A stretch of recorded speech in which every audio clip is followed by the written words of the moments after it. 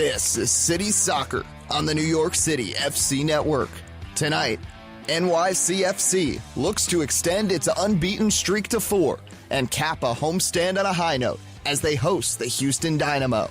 Live from Yankee Stadium, it's time for New York City FC Pregame Live. Here are Glenn Crooks and Matty Lawrence.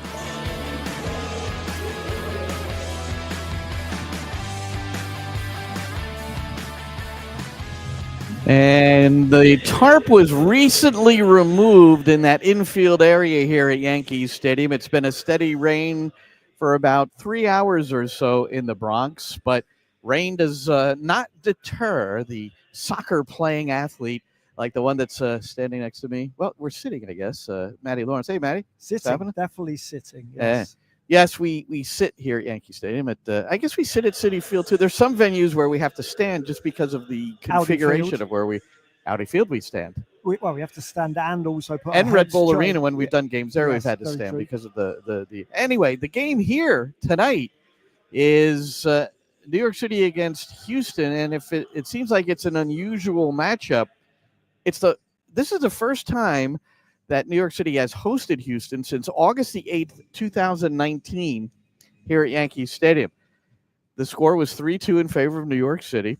Remember who scored the goals? No, of course not. Alexandru Mitrita opened the scoring. I did see that goal. That was a very good goal. It was because they put it up on social media. It was a good goal. He scored some good goals. And then Tate Castellanos had a brace, including the game winner. The Dynamo were playing down a man. Kyoto got red carded in the first half. I don't remember why, but I always think it's fun to go back and see who the 11 are. That's Dome Torrent is your coach. So he put out Sean Johnson in goal, Eric Miller playing right back, along with Maxime Chenot, Alexander Collins, Ronald Matarrita. Let's not forget Matarrita. Keaton Parks in the midfield. Parks will start on the bench tonight. That's a wrong use of the words. He's not starting. He'll be on the bench tonight. Alex Ring, former captain of the club. Everybody forgets Gary Mackay-Steven. Jesus Medina, there's Matriza, and Eber started up top. So Castellanos came off the bench in the second half to score that brace and help New York City to the win. That was 2019. The last time they played, it was in Houston. We were there, Matty. Yes, we were. March 25th, 2023, and the Dynamo won that one 1-0. But 6 changes Ben Olsen has made from the 3-3 draw at San Jose on the weekend, while New York City FC, they're coming out with the same crew. No changes at all.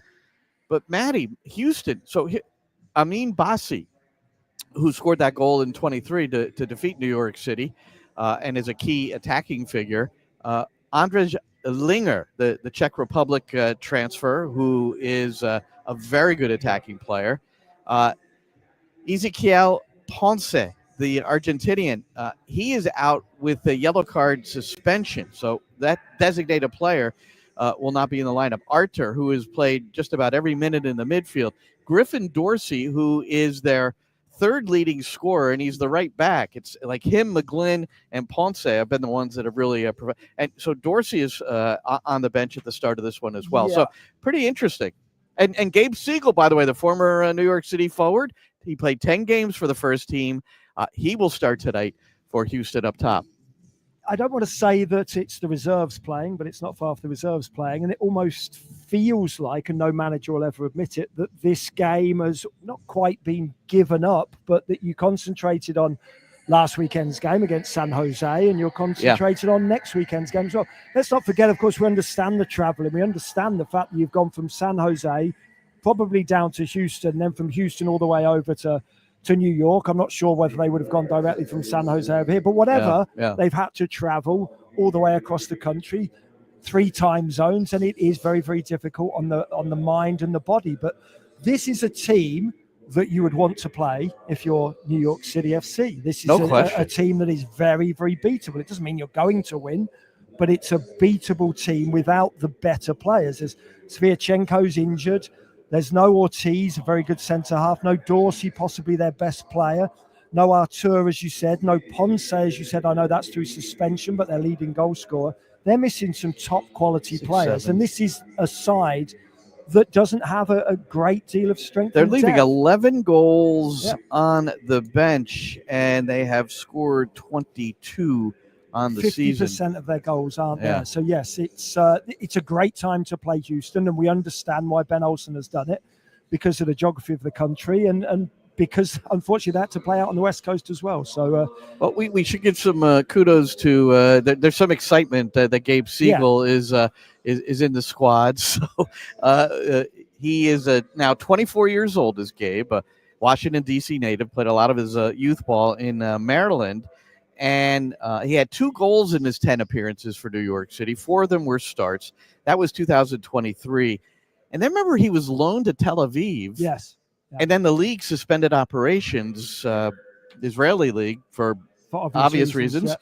And he was in limbo for a while and ended up getting plucked by the Houston Dynamo. So we're happy for Gabe that he is here. He played mostly for the 2 team last year, had 10 goals for them in 24, the Houston Dynamo 2 team. So he's one of those players who I think is probably in between leagues. He's almost too good. Yeah, it's interesting. And there's lots of players. For me, obviously, I can really talk about England. And there's lots of players who are so good in the Championship and will bang in 22, 25 goals. Yeah. But then they move up to the Premier League and they'll struggle to get 4 or 5. So that is a thing. And for me, I think that Gabe is probably one of those people. Hopefully he'll, not today, but hopefully he'll prove me wrong over his career and he'll prove to be a good MLS player.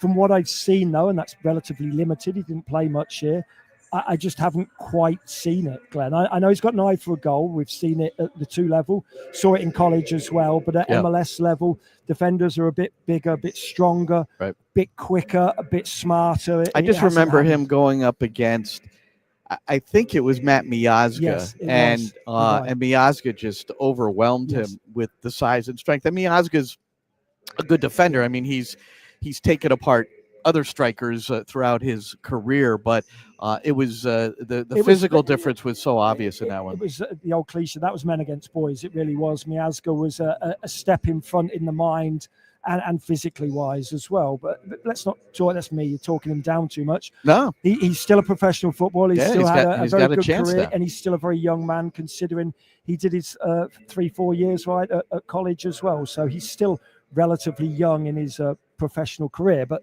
the point remains that this is a Houston Dynamo side put out there to be beaten. Ladero was a very, very good player 3 years ago. Not anymore. He's 36 years old. The only truly good player on this team is Jack McGlynn. And Urso's not a bad player as well in his position as a holding midfielder. And he was questionable coming in with an injury, so we weren't even sure if he was going to play coming in. So, absolutely. So, for New York City, let's focus on them a little bit in this win over Chicago, 3-1 on the weekend. And in talking to Pascal Janssen about a couple of different things. So, we're going to focus on Justin Hack, Monsef Bakrar, Julian Fernandez, and Hannes Wolf. Excuse me, I just got – okay. Cramp it up. I think that was one of those. I thought there was going to be the 89th minute. You're trying to time waste. I injured myself in warm-ups. It's terrible. You and Berg Lisa. So the thing I asked Pascal Janssen, and I wonder what you think, but I think over the last 3 games, so you're at DC United 0-0, the 2-0 win against the Red Bulls, and now the 3-1 triumph against the Fire. And that's back-to-back games winning by multiple goals, which is the first time that's happened this year. But I get the feeling that the team is responding to his coaching, or they're trying to sort it out. So what I asked him is, with Justin Hack starting at the back but getting himself into the midfield and the mobility of the team, is that an indication that the team indeed is starting to get it? Yeah, it tells us a little bit more about what we're looking for in possession going forward, and trying to get as many bodies in the final third in order to increase the chances of scoring a goal. But on the flip side, it also helps us get into a good defensive structure once we lose possession. So what you see now, because everybody's very confident on the ball, we can get more bodies going forward. And it keeps Justin in areas where he can also have his contribution going to the final phase, like with these 2 assists that you just described.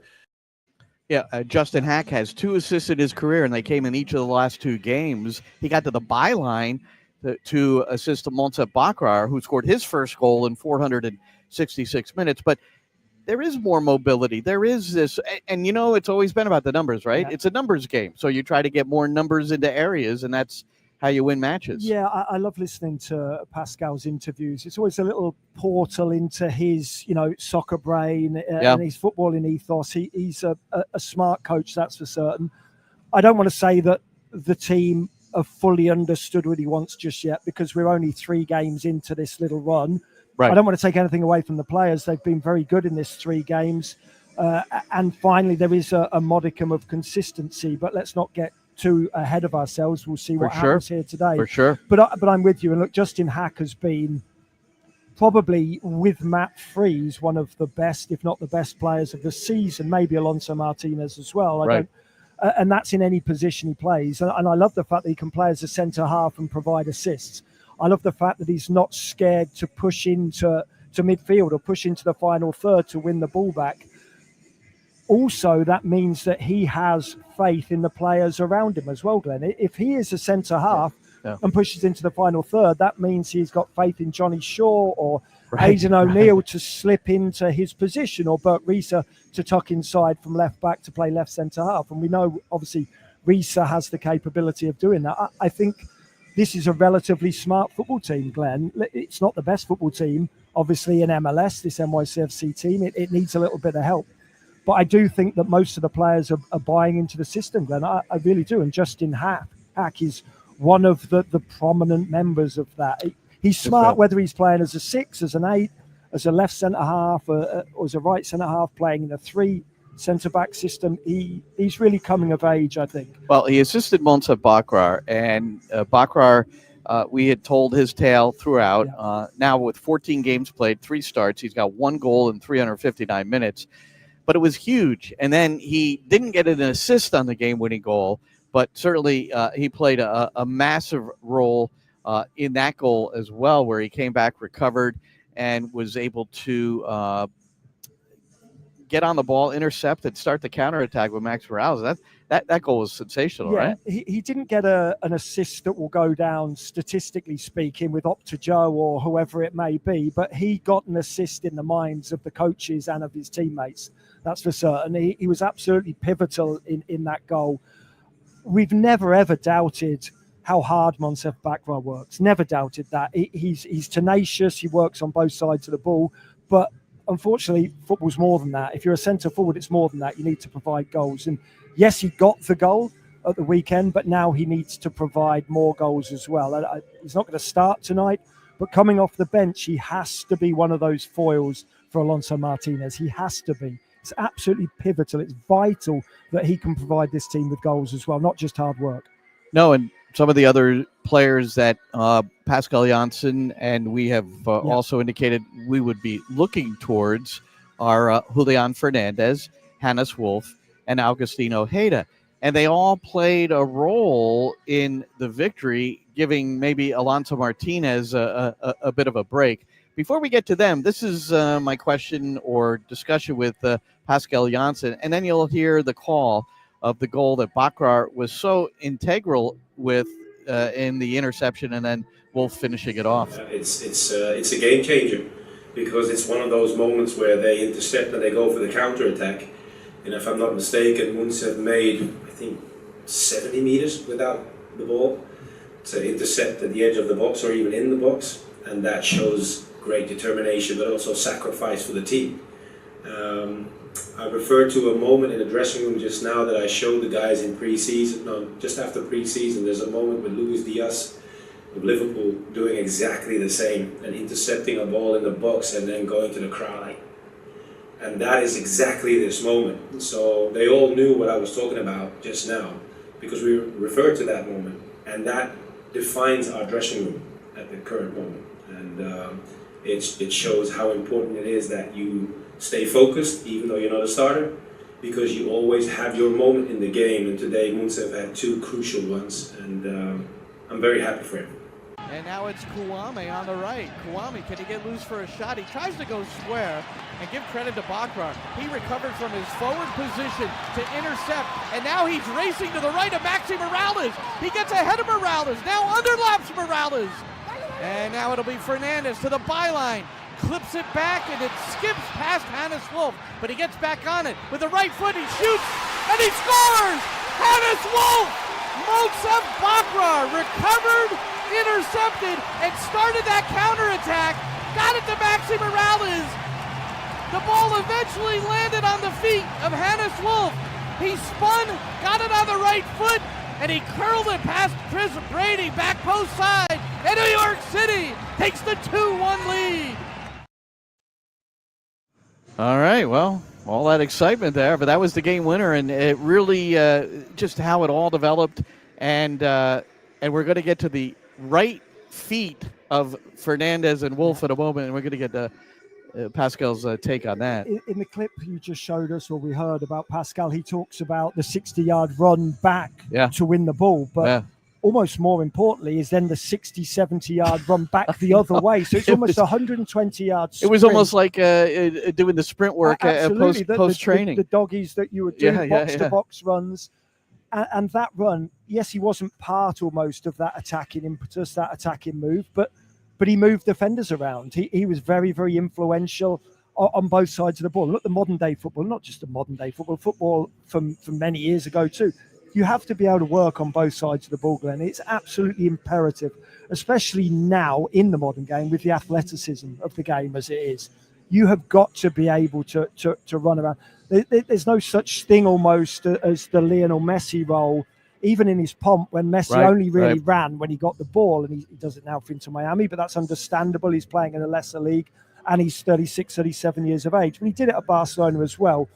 But he's like a one-off, maybe. You can't do it. Even Ronaldo at Manchester United, when he had Fletcher and Neville and Scholes and Keane around him, when he started out as a spotty teenager, he only ran when he had the ball. But very, very soon it was drummed into him by Ferguson and the players. He had to work on both sides. And Ronaldo at his best at Man United, at Real Madrid, worked on both sides of the ball. And he's one of the best that's ever played the game. So you're damn straight that, Moncef Bakrar or Ojeda or Fernandez. And he used how about using the I love that he had a clip of Luis Diaz that he had showed the team earlier in the year, and then it shows itself to the squad. That's wonderful stuff. Now, two-footed players. That's the topic of discussion here with Pascal Janssen, because Julian Fernandez served it with his right, non-dominant foot, and then Hannes Wolf finishes with his right. Anyway, here it is. Hannes Wolf scores with his right foot. Yeah. And the assist on the game winner is Julian Fernandez using his right foot. Yeah. And it brings to mind the two-footed player and how many years I've been covering this league and how few two-footed players there are. Now, Hannes Wolf, very reluctant to use his right throughout his career in New York City. Same with Fernandez, reluctant to use anything but his left. But they seem to be moving in that direction. So how much of that is in training? I guess it proves you could be in your 20s and still improve your technique. Yeah, but that's something I truly believe as well, because all the exercises that we do, either from intensity or space-wise, will demand two-footed players anyway. So they don't have the time in order to decide and create a window with your favorite foot all the time. So, and if we have technical drills, it's always left and right footed, always. So part of it is training, but also it tells you, I think, in what kind of space they are at the moment, in headspace, that is, because once you are in a good space, things come naturally. So, and that's what I see with these guys, and hopefully they can stay there for a long time. One of the most important roles of the manager is to control the environment. Yeah, absolutely. And the last thing is so vital that Pascal says as well about confidence. When you're winning and you're playing well as a player, you'll try things that maybe you wouldn't when you're a little bit low in confidence. And we've bemoaned NYCFC players because we watch them every single week. So many of the players have been very, very reluctant to use their weaker foot.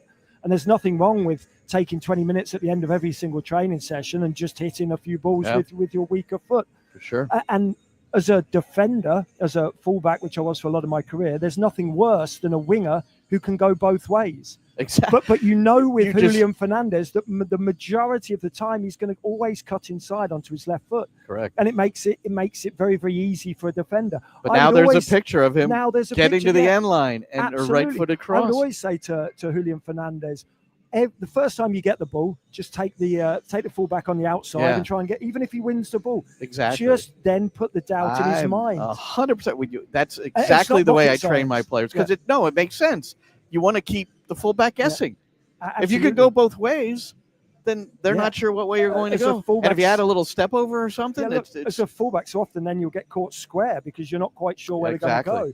And now you're unbalanced. And oh my goodness, this is beautiful. But it's got to continue to happen. And the consistency. And he also scored a goal earlier this year with his right foot, Fernandez. We should point that out as well. Now, Agustin Ojeda did not score a goal, so he still doesn't have a goal in 2025. However, he was part of a play that led to the third and clinching goal, and it was about Matt Freese and his throw out of the penalty area to find Ojeda. So here we go. We're going to talk to Pascal Janssen. We're going to see the play here. This is from our conversation. The pregame show coming up at 7:15 Eastern, so you'll hear the entire 12-minute conversation with Pascal coming up. Now, that one he whipped out to Agustin Ojeda. Actually, Chris Campbell, who follows the club and you've talked to before, put out a pretty funny post. He said, New Yorkers haven't seen a throw like that on a Sunday since Eli, and he's referring to Eli Manning of the New York Giants. He's increased his distance on his throws, and that was really phenomenal. Ojeda, and it resulted in the penalty that really clinched the game to make it 3-1. Yeah, it was a brilliant moment. But it was also no coincidence because just a couple of minutes before that moment, he tried it also.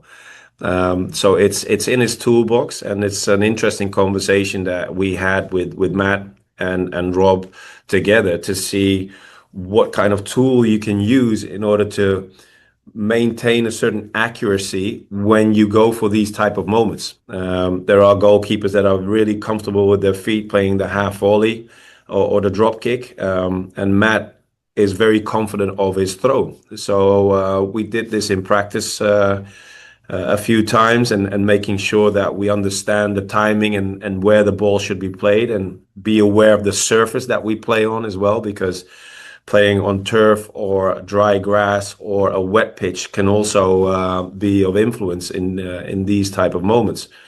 But I'm very happy. You also have the Yankee Stadium and Citi Field. The fields are shorter. Yeah, they're about 110 yards. So the midfield line. I'm just watching it as you were speaking and answering that, and he literally tossed it 50 yards in the air, and Ojeda starts his run in his own half, so he's never going to be offside. Right. Yeah. So that's what I'm saying. So timing is of the essence, and you have to realize what kind of surface you're playing on, because that can influence your throw as well. So this was a perfect example of a moment in transition where this execution was needed. And what I'm really happy with is the fact that Agu recognized this moment and Matt recognized this moment, and the execution was spot on. It's interesting. It's another weapon, and especially at Yankee Stadium and Citi Field. Let's face it, a shorter field gives Freese a little bit more opportunity. And it's interesting. You said, some goalkeepers would drop kick that ball over the top. Yeah, I think the modern day goal sometimes uses that sort of half winding sort of volley. Sure. But first, Matt Freese isn't as good as some goalkeepers with his feet. But Right. before any of that for me, Glenn, it's the fact that when the goalkeeper, Matt Freese, catches the ball, his first look is forward. That's right. It's your first look is forward. You recognise where the defenders are. Isn't that what you're supposed to do as a back? Absolutely. First look behind the defense, right? Yeah, Right. 100%. And if that ball is on, as we always say, make sure you overhit it so it's not cut out and then there's a counter coming back at you almost. Make sure you overhit it. Worst case scenario, it goes through to the goalkeeper. Before we close, conditions, it's been raining a long time. So what do you anticipate how that might impact the game? We've done a number of games at Yankee Stadium, which the drainage is pretty good here. You don't normally get puddles. I was just about to say that it very rarely does it cut up? But of course, we're not quite sure what's going to happen with that infield area. Sure. Because that's the anomaly, isn't it? It's only been down a little while. But as of right now, everything looks great. But of course, the teams are only warming up. But yeah, the drainage here. There it is. Whenever we've seen it, Glenn, has always been very, very good. But yes, I would be worried about that infield area if I'm a left back or then in the second half, a right winger. So up on that big board just a moment ago, Seymour Reed, 17 years old, and earlier this morning, the announcement he has signed a homegrown contract. He is the 17th homegrown in New York City FC history. He's a Jamaican youth international, and will he get an opportunity? Well, you don't have to worry about the short-term loan with him anymore. He's now a first-team member. Yeah, which is great. I think he's allowed 6 right now. I think okay, is that as a homegrown? I forget the terminology. I read it earlier, and I've not remembered it, which is not great. But he's allowed. He can play. I didn't read the release. He's allowed 6 appearances in MLS. Oh, I think it was, but any within CONCACAF Champions League or US Open Cup, or more importantly, Leagues Cup. I got some reading to do before we start the broadcast, so I can get this clear. Sorry, I didn't. All right, for Matty, I'm Glenn. The pregame show coming up in 5 minutes on the NYCFC network. That's nycfc.com/radio. We're also on MLS Season Pass, so if you're home, and I suspect some might not make it out tonight because of the weather, and if you're home watching this on Apple Television, you can use the drop-down app to listen to the English hometown commentary. That's us, and it's synced up and everything. You don't have to worry about anything, man. Just click it and go. All right, we're out of here. Great to have you join us tonight, and enjoy the game, everybody.